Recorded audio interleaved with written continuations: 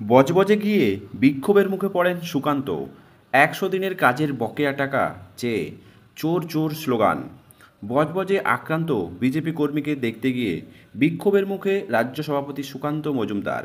১০০ দিনের কাজের টাকা কেন মিটিয়ে দেওয়া হচ্ছে না সেই দাবিতে বিক্ষোভ দেখাতে থাকেন স্থানীয়রা। শুধু তাই নয়, বিজেপির রাজ্য সভাপতিকে চোর বলে জুতো ছোড়া হয়েছে বলে অভিযোগ। বৃহস্পতিবার এই বিক্ষোভের ঘটনায় শাসক দলও পাল্টা চোর স্লোগান দেন সুকান্ত মজুমদার। এরপরেই তার উদ্দেশ্যে জুতো ছোড়া হয়। বিজেপির রাজ্য সভাপতি স্থানীয়দের ভিড়ের মধ্যেই নিরাপত্তারক্ষীর ঢালে নিজেকে আড়াল করে হাঁটতে হাঁটতে নিজের গাড়িতে ওঠেন। যেতে যেতে বলেন, মমতা বন্দ্যোপাধ্যায়কে প্রশ্ন করতে চাই, এটাই কি গণতন্ত্র বলে?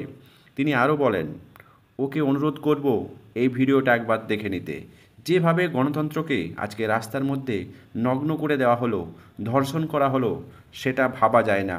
এই পরিস্থিতিতে তৈরি করে রেখেছেন মমতা বন্দ্যোপাধ্যায় এবং তার ভাইপো জাহাঙ্গীর খান। সুকান্ত আরও বলেন, এই কাজের জন্য জিহাদিদেরকে নিয়ে আসা হয়েছে। এখানকার লোক নয়, বাংলাদেশের লোক রয়েছে, বাংলাদেশ থেকে এসে এসব করছে। মমতা বন্দ্যোপাধ্যায়ের এটাকেই পাকিস্তান বানিয়ে দিয়েছেন। এই ব্যাপারে রাজ্যের বাণিজ্যমন্ত্রী তথা তৃণমূল নেত্রী শশী পাঁজা বলেন, বিজেপির সভাপতি নাকি শিক্ষক?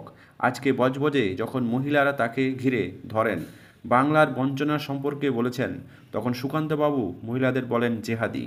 ভাবুন তো, প্রতিনিয়ত এই অপমান করে যাচ্ছে বিজেপি।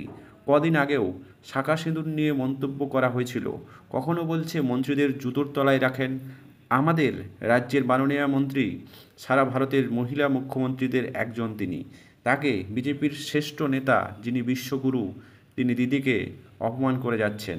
পুরো বিজেপি নেতা পার্টি প্রত্যেকেই বাংলার নারীকে অপমান করে যাচ্ছেন। আমরা এর তীব্র প্রতিবাদ করব। দর্শক, আজকে সুকান্ত মজুমদারকে যেভাবে চটি জুতো মারা হচ্ছে এবং তাকে গো ব্যাক স্লোগান দেওয়া হচ্ছে, প্রত্যেক নেতার ক্ষেত্রে এই নীতি অবলম্বন করা হচ্ছে। এই ধরনের শিষ্টাচার প্রসঙ্গে আপনাদের কী অভিমত অবশ্যই আপনারা কমেন্ট বক্সে কমেন্ট করে জানাবেন। চ্যানেল নতুন হলে চ্যানেলটিকে সাবস্ক্রাইব করে পাশে থাকবেন।